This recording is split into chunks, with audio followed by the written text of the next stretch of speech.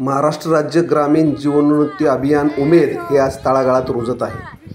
त्या पार्श्वभूमीवर कळंत्रवाडी नाणेगाव येथील सात्विक महिला ग्रामसंघाच्या महिलांनी प्रभात फेरी काढली। यावेळी बोलताना प्रभात फेरीच्या उद्दिष्टाविषयी ग्रामसंघाच्या अध्यक्षा ज्योती थोरात म्हणाल्या, तुमचं जे हे अभियान चालू आहे ग्रामीण भागात ज्या महिलांचं तुमचं चांगल्या पद्धतीने आज अभियान चालू आहे, आज तुम्ही प्रभात फेरी काढताय, नेमकं उद्दिष्ट थोडक्यात सांगा या प्रभात फेरीचं। उद्दिष्ट म्हणजे जे गोरगरीब लोक महिला आहेत त्यांना यातून काहीतरी म्हणजे सोस किंवा उपलब्ध व्हावं, याच्यापासून काहीतरी त्यांना फायदा व्हावा, त्यांना कामाचं काहीतरी हे सोस व्हावा किंवा त्यांचं घर चालावं, ह्याच्यासाठी ही फेरी आहे की त्यांनी ज्यांना ह्याची माहिती नाही आहे त्यांनी ह्यात अभियानात यावे, ह्यासाठी ही प्रभात फेरी काढण्यात आली।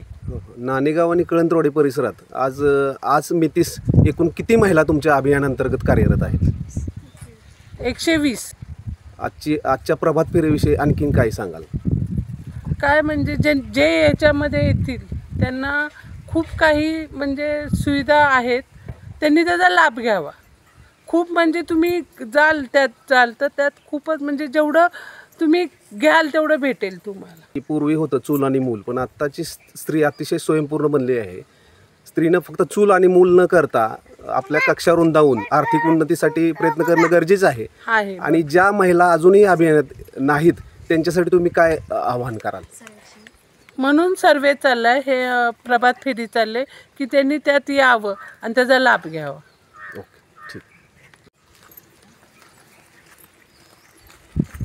उमेद अभियानाचा विजय असो, उमेद अभियानाचा विजय असो, उमेद अभियानाचा विजय असो, विजय असो।